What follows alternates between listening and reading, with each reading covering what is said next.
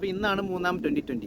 ഇപ്പോൾ ഇന്ത്യയുടെ കളി എന്ന് പറയുന്നത് ഒരു കണക്കിന് നമ്മുടെ ഒരു അപ്പർ ഹാൻഡ് കളിയിൽ നിന്ന് പോയി. നമ്മളെപ്പോഴും തോക്കാവുന്ന അവസ്ഥയിലെത്തി. കാര്യം നമ്മൾ ഒരു അപ്പർ ഹാൻഡ് ഉണ്ടായിരുന്നത് ഗംഭീറിൻ്റെ കോച്ചിങ്ങിന് മുന്നേ ഒരു അപ്പർ ഹാൻഡ് നമുക്ക് ഉണ്ടായിരുന്നു. പക്ഷേ ഗംഭീറിൻ്റെ കോച്ചിങ്ങിന് എത്തിയതിന് ശേഷം നമുക്ക് ന്യൂസിലാൻഡ് വന്ന് നമ്മളെ 3 ടെസ്റ്റ് വൈറ്റ് വാഷ് ചെയ്തു. അത് കണ്ടപ്പോൾ തന്നെ കുളമായി. പിന്നെ ഓസ്ട്രേലിയയിൽ നമ്മൾ ചെന്ന് അവിടെയും കിട്ടി പണി. പിന്നെ ലാസ്റ്റ് സൗത്ത് ആഫ്രിക്ക വരെ നമ്മുടെ ടെസ്റ്റിൽ വൈറ്റ് വാഷ് ചെയ്ത് കണ്ടപ്പോൾ എവിടെയോ പ്രശ്നങ്ങളുണ്ടെന്ന് മനസ്സിലായി. പിന്നെ ഈ അമിതമായിട്ടുള്ള കളികൾ വരുന്നതിൻ്റെ പ്രഷർ അത് വേറെ.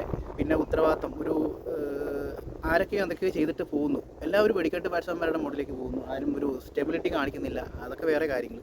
അപ്പോൾ ഞാൻ ഈ വീഡിയോയിൽ പറയാൻ ഉദ്ദേശിക്കുന്നത് ഇന്നത്തെ കളിയിൽ ഇപ്പോൾ എന്തുകൊണ്ടാണ് നമ്മുടെ റിങ്കു സിംഗ് ഇല്ലാത്തതെന്നുള്ളതാണ്. കഴിഞ്ഞ ദിവസം ഞാനൊരു വീഡിയോ അത് പറഞ്ഞു. ഇന്ത്യക്ക് കളിക്കാരുണ്ട്, പക്ഷെ അവരാരും ഉള്ളവരൊക്കെ തന്നെ ഉള്ളൂ. അതിൻ്റെ അപ്പുറം നമുക്ക് വിശ്വസിച്ച് ഏൽപ്പിക്കാനുള്ള ഒരു ക്യാപ്റ്റൻ ഇല്ലയെന്ന് പറഞ്ഞു.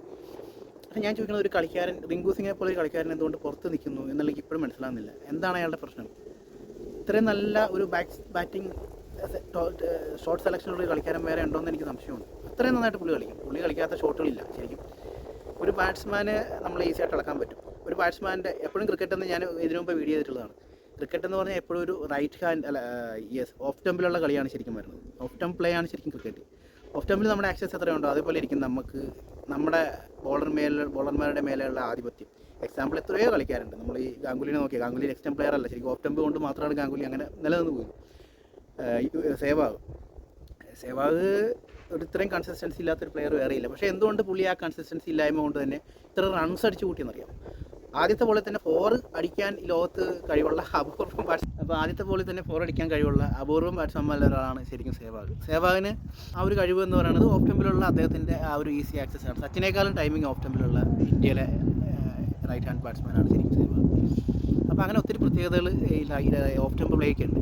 അപ്പോൾ ഓഫ് ടെമ്പ് പ്ലേയിൽ ഉള്ളൊരു കളിക്കാരനാണ്. ഓഫ് ടെമ്പ് പ്ലേയിൽ നല്ല കഴിവുള്ളൊരുത്തനാണ് റിങ്കു സിംഗ്.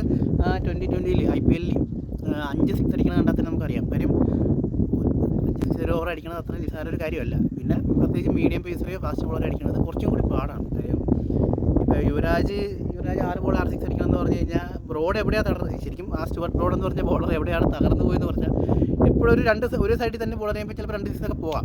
അപ്പോഴും ബോളർക്ക് ഒരു ഓപ്ഷൻ ഉണ്ട്. അതിൻ്റെ അടുത്ത ട്രിക്ക് എന്ന് പറഞ്ഞാൽ ആ സൈഡിലാണ്. അതാണ് മെയിനായിട്ടൊരു സംഭവമാണ് ഓഫ് ടെമ്പിൽ എറിഞ്ഞ് കഴിഞ്ഞാൽ ഏതൊരു ബാറ്റ്സ്മാനും ഒരു ബോളർക്ക് ഒരു അപ്പർ ഹാൻഡുള്ള ഒരു ഏരിയയാണ് എപ്പോഴും ഒരു ഓഫ് ടെമ്പ് എന്ന് പറയുന്നത്. അതായത് ലൈനിൽ ലെങ്തും മനസ്സിലാക്കി എറിയുക എന്നുള്ളതൊക്കെ പറഞ്ഞാൽ ഒരു ഏരിയ എന്ന് പറയുന്നത് ഒരു ഏരിയയിലാണ്. അപ്പോൾ സ്റ്റുവർട്ട് ബ്രോഡ് ആ ഒരു ഏരിയയിൽ എറിഞ്ഞപ്പോഴും 6 അടിച്ചപ്പോഴാണ് സ്റ്റുവർട്ട് ബ്രോഡ് മാനസികമായിട്ട് തളരുന്നത്. പിന്നീട് പുള്ളി എന്തൊക്കെ കാണിച്ചു കൂട്ടുമായിരുന്നു ആ കളി. നിങ്ങൾ ആ കളി ശ്രദ്ധിച്ചാൽ മനസ്സിലാവും. ഓഫ് ടെമ്പിലും കൂടി 6 പോകാൻ തുടങ്ങിയപ്പോൾ പണി പാളിയെന്ന് മനസ്സിലായി. കാര്യം പിന്നെ എവിടെ എറിയാനില്ല എന്ന് പറഞ്ഞാൽ വിശ്വസിച്ചറിയാനില്ല. ഓഫ് ടെമ്പിൽ ശരിക്കും 6 അല്ല, ശരിക്കും ഒരു 4 ഏറ്റവും കൂടി വന്നു കഴിഞ്ഞാൽ 4 മാക്സിമം വിട്ട് കൊടുത്ത് നമുക്ക് ആ ഒരു 6 ബോൾ 6 6 എന്നുള്ള പരിപാടി നിർത്താം. പക്ഷേ അവിടെയും കൂടി 6 അടിക്കാൻ തുടങ്ങിയാൽ പണി പാളും. പക്ഷേ ഞാൻ ഇപ്പോഴും വിശ്വസിക്കുന്നു അന്നത്തെ ആ ഒരു കളിയിൽ റോഡ് എല്ലാ ബോളും ഓഫ് ടെമ്പിൽ തന്നെ എറിയിരുന്നെങ്കിൽ അത്ര 6 പോകത്തില്ലായിരുന്നു. ഇനി അതാണ് ഓഫ് ടെമ്പിലുള്ള ഒരു ബാറ്റ്സ്മാൻ്റെ പരിമിതിയും ഓഫ് ടെമ്പിൽ ഒരു ബോളർക്ക് കിട്ടുന്ന ഒരു അപ്പർ ഹാൻഡ് എന്ന് പറഞ്ഞത് അത് തന്നെയാണ്. ഓക്കെ, അപ്പോൾ അത്ര ഈസി അല്ല ഓഫ് ടെമ്പ്. ഞാൻ പറഞ്ഞു വരുന്നത് റിങ്കു സിംഗിന് ഓഫ് ടെമ്പിലേക്കൊക്കെ നല്ല ആക്സസ് ഉണ്ട്. അത് ഇപ്പോൾ അഭിഷേക് ശർമ്മ എന്ന് പറഞ്ഞ ബാറ്റ്സ്മാൻ എന്തുകൊണ്ട് ഓഫ് ടെമ്പിൽ എത്ര നന്നായിട്ട് കളിക്കുന്നു എന്ന് പറഞ്ഞു കഴിഞ്ഞാൽ അദ്ദേഹത്തിന് ഓഫ് ടെമ്പിൽ സിക്സറുകൾ ശ്രദ്ധിച്ചാൽ മതി. ഓഫ് ടെമ്പിലാണ് മിക്കതും പോകുന്നത്. പക്ഷേ അദ്ദേഹം ലെഗ് സ്റ്റംപ് ഫ്ലിക്ക് എടുക്കുന്നില്ല. യുവരാജിൻ്റെ മെൻറ്റർഷിപ്പിൽ വളരുന്ന ഒരു കളിക്കാരനായിട്ട് പോലും യുവരാജിൻ്റെ മെയിൻ ഏരിയകളിലൊന്നാണ് ലെഗ് സ്റ്റംപിലുള്ള ഫ്രണ്ട് ഫുട്ടിലുള്ള ഫ്ലിക്ക്. അത് ശരിക്കും പുള്ളി എടുക്കുന്നില്ല. ആ ഫ്ലിക്കും കൂടി ഉണ്ടെങ്കിൽ കഴിഞ്ഞ ദിവസം ഔട്ടായതുപോലെ ഒന്നും ഔട്ടാകേണ്ട കേസില്ല ഈ അഭിഷേക് ശർമ്മ. പക്ഷേ നമ്മൾ അഭിഷേക് ശർമ്മയുടെ കാര്യമല്ല പറയുന്നത്, ഞാൻ പറയുന്നത് റിങ്കു സിംഗിൻ്റെ കാര്യമാണ്. റിങ്കു സിംഗ് അത്രയും ടാലൻ്റ് ഉള്ളൊരു കളിക്കാരനെ എന്തുകൊണ്ട് പുറത്തിരുത്തുന്നത് എനിക്ക് മനസ്സിലാകുന്നില്ല. ലാസ്റ്റ് ഞാൻ പുള്ളിയുടെ ഒരു ബാറ്റിംഗ് കാണുന്നത് ചാമ്പ്യൻസ് ട്രോഫി ആണെന്ന് എൻ്റെ ഒരു വിശ്വാസം. IPL ഞാൻ കണ്ടിട്ടില്ല. ചാമ്പ്യൻസ് ട്രോഫിയിൽ തിലക് വർമ്മയുടെ കൂടെ നിന്ന് വിജയിപ്പിച്ചൊരു കളി. പുള്ളി വന്നു, അവർ 4 അടിക്കുന്നു. ആ ഷോട്ടിലുണ്ട് പുള്ളിയുടെ സിഗ്നേച്ചർ. കാര്യം ഞാൻ എപ്പോഴും ഈ ടാലൻ്റുള്ള ചില കളിക്കാരുടെ അവരെങ്ങനെയാണ് വിക്കറ്റ് പോയെന്ന് ഞാൻ നോക്കാറുണ്ട്. വേറെ കളിയൊന്നും ഞാൻ കണ്ടില്ലെങ്കിലും അവരുടെ വിക്കറ്റ് എങ്ങനെ പോയി. ഇപ്പോൾ കഴിഞ്ഞ ദിവസം ഞാൻ അക്ഷർ പട്ടേൽ നോക്കാം. അക്ഷർ പട്ടേൽ അങ്ങനെ 20 റണ്ണിനൊന്നും ഔട്ടാകേണ്ട ഒരു ബാറ്റ്സ്മാൻ അല്ല. എങ്ങനെ പുള്ളി പോയെന്ന് എനിക്ക് സംശയമുണ്ട്. അപ്പോൾ ഞാൻ എപ്പോഴും നോക്കും, ഒന്നെങ്കിൽ റൺ ഔട്ടായിരിക്കാം, അല്ലെങ്കിൽ എങ്ങനെ വിക്കറ്റ് പോയി നോക്കുമ്പോൾ ആ ക്യാച്ച് ഫീൽഡറുടെ ഒരു നല്ലൊരു ക്യാച്ചായിരിക്കും അവിടെ കാണുന്നത്. കാര്യം അക്ഷർ പട്ടേലിൻ്റെ ആ ഒരു കണക്കുകൂട്ടലുകളേക്കാൾ ഒരു ഫീൽഡർക്ക് മേൽക്കൈ ഉള്ള ഒരു വിക്കറ്റ് ആയിരിക്കും അത്. അപ്പോൾ കഴിഞ്ഞ ദിവസം നമ്മൾ നോക്കിയാൽ മനസ്സിലാവും അക്ഷർ പട്ടേലിൻ്റെ അത്ര ഈസി ആയിട്ടുള്ള ക്യാച്ചല്ല. അതെങ്ങനെ പറഞ്ഞെടുത്തു, അതുകൊണ്ട് ആ വിക്കറ്റ് പോയി. അല്ലെങ്കിൽ അക്ഷർ പട്ടേൽ മിനിമം ഗ്യാരണ്ടി ഉള്ളൊരു ബാറ്റ്സ്മാനാണ് എപ്പോഴും. ഓക്കെ, അതേപോലെ പണ്ട് ഞാൻ വിചാരിച്ചൊരു കളിക്കാരനാണ് കോഹ്ലിയുടെ വിക്കറ്റ് എപ്പോൾ പോയാലും ഞാൻ കളി കണ്ടില്ലെങ്കിൽ ഞാൻ നോക്കും എങ്ങനെയാണ് ആ വിക്കറ്റ് പോയത്. കാര്യം ആ വിക്കറ്റ് പോകാൻ സാധ്യതയില്ലാത്തൊരു വിക്കറ്റാണ്. ആ വിക്കറ്റേ പോകാൻ സാധ്യതയില്ല. അത്രയും ബോളർക്ക് മേലെ കഴിവുള്ളൊരു കളിക്കാരനാണ് കോഹ്ലി. ഒന്നെങ്കിൽ റൺ ഔട്ട്, അല്ലെങ്കിൽ ആ ഫീൽഡറെ അധികരമായ ക്യാച്ചുകൾ, ഇങ്ങനെയൊക്കെ ആയിരിക്കും കോഹ്ലി പോകാറുള്ളത്. അപ്പോൾ അത്രയും കോഹ്ലി ടാലൻറ്റഡ് ആണ്. അതേപോലെ അസ്കർ പട്ടേലിന് ഒരു പക്വതയുള്ളൊരു ബാറ്റ്സ്മാനാണ്, കാര്യങ്ങൾ കയ്യിലുള്ളൊരു ബാറ്റ്സ്മാനാണ്. കളി നന്നായിട്ട് ഒരു ടീമിൻ്റെ 2-3 വിക്കറ്റ് പെട്ടെന്ന് പോയ ആ ടീമിനെ ഒരു പാർട്ട്ണർഷിപ്പിലേക്ക് കൊണ്ടുപോയി ഒരു സ്ഥിരതയാർന്ന നിലയിൽ എത്തിക്കാൻ കഴിവുള്ള ബാറ്റ്സ്മാനാണ്. അതുകൊണ്ട് തന്നെ അസ്കർ പട്ടേൽ വിക്കറ്റ് പോകുമ്പോൾ ഞാൻ നോക്കാറുണ്ട് ആ വിക്കറ്റ് എങ്ങനെ പോയെന്നുള്ളത്. കാര്യം ആ വിക്കറ്റ് കുറച്ചും കൂടി അവിടെ നിൽക്കാൻ സാധ്യതയുള്ള കഴിവുള്ള ഒരു വിക്കറ്റ് തന്നെയാണ്.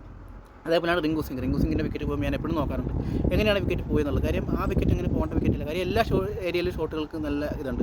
പുള്ളി എപ്പോൾ ബാറ്റിങ്ങിന് ഇറങ്ങിയാലും എന്തെങ്കിലും റൺസ് അവിടെ ഉണ്ടാവും നമുക്കറിയാം. അപ്പോൾ നമ്മൾ ഋഷഭ് പന്തിൻ്റെ ടെസ്റ്റിൽ നോക്കണമല്ലോ. ഋഷഭ് പന്ത് ടെസ്റ്റിലുണ്ടെങ്കിൽ എങ്ങനെയാണ് വിക്കറ്റ് പോയെന്ന് നോക്കും. കാര്യം ഋഷഭ് പന്ത് ടെസ്റ്റിൽ എങ്ങനെയായാലും മിനിമം ഗ്യാരണ്ടി ഒരു 10-30 റണ്ണെങ്കിലും ഏറ്റവും കുറഞ്ഞ് അടിക്കാൻ കഴിവുള്ള ഒരു ബാറ്റ്സ്മാനാണ്. അപ്പോൾ അത് നമ്മൾ നോക്കാറുണ്ട്. അപ്പോൾ റിങ്കു സിംഗിൻ്റെ കേസ് പറയുമ്പോൾ അത്രയും ടാലൻ്റ് ഉണ്ട്. അത് ആ വിക്കറ്റ് പോകുന്നത്, ആ വിക്കറ്റ് അയാളെ മാറ്റി നിർത്തുന്നത് എന്താണെന്ന് എനിക്കിപ്പോഴും മനസ്സിലാകുന്നില്ല. സാധാരണ ഇത്ര നാൾ ഇന്ത്യയുടെ സെലക്ഷനൊക്കെ നല്ലതായിരുന്നു. ഇപ്പോൾ എവിടെയൊക്കെ കാര്യങ്ങൾ കുളവാകുന്നുണ്ട്. കാര്യം റിങ്കു സിംഗിനെ 20-ലൊക്കെ തിരിച്ചു കൊണ്ടുവരേണ്ട സമയമായി. പന്തല്ല ഗില്ലിനെയൊക്കെ മാറ്റിയിട്ട് ഇവനെയൊക്കെ കൊണ്ടുവരണം, ഇവനെ കൊണ്ടുവരേണ്ട സമയമായി. സഞ്ജുവിനെ ഗില്ലിനെ ശരിക്കും എടുത്ത് പുറത്തേക്ക് കളയേണ്ട സമയമായി. ഗില്ലിനെ ശരിക്കും വൺഡേയിലും ഒരു സ്റ്റെബിലിറ്റി ഉണ്ട്. But ടെസ്റ്റിലും okay. 2020 ഒട്ടും ഫിറ്റല്ലാത്തൊരു കളിക്കാരനാണ് ഗില്ല്. കഴിവൊക്കെ ഉണ്ട്, പക്ഷേ ഇന്ത്യൻ ടീമിൽ കളിക്കാൻ IPL ഒക്കെ ഓക്കെയാണ്. ഇന്ത്യൻ ടീമിലുള്ള ഒരു കഴിവ് എനിക്ക് തോന്നുന്നില്ല. പക്ഷേ പുള്ളി ക്ലിക്കായി കഴിഞ്ഞാൽ നല്ല രീതിയിൽ ആ കളി മൊത്തം കൊണ്ടുപോകാനുള്ള കഴിവൊക്കെ ഉണ്ട്. ഇപ്പം അതിനുള്ള ഇതായിട്ടില്ല. പുള്ളി മൊത്തത്തിൽ എവിടെയോ ഒരു പ്രഷറൊക്കെ എടുത്ത് പരിക്കും കാര്യങ്ങളൊക്കെ ഇട്ടിരിക്കുകയാണ്. എന്തിനാണ് അവനെ കൊണ്ടുവരുന്നത് ഇപ്പോഴും മനസ്സിലാകുന്നില്ല. സഞ്ജു വരട്ടെ, അല്ലെങ്കിൽ റിങ്കു സിംഗിനെ കൊണ്ടുവരട്ടെ. 20-ലെ നല്ല ഓപ്ഷൻ സഞ്ജു തന്നെയാണ്. സഞ്ജുവിനെ കൊണ്ടുവരണം എന്തായാലും. അപ്പോൾ ഇന്നത്തെ കളി എങ്ങനെയാവുമെന്ന് നമുക്ക് കണ്ടറിയാം. ബൈ.